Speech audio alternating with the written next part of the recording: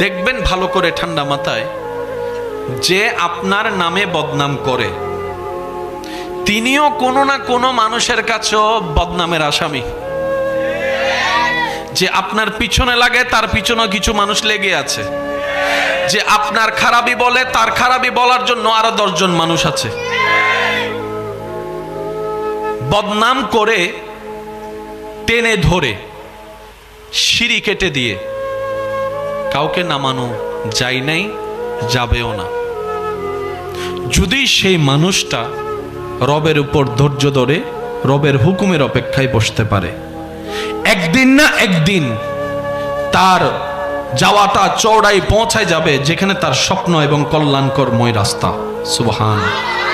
কারণ বান্দা যাকে নামাতে চায় ওই বান্দা যদি একটু সহ্য ধৈর্য করতে পারে, এটাই আল্লাহর ওয়াদা, আমি আল্লাহ তাকে তুলে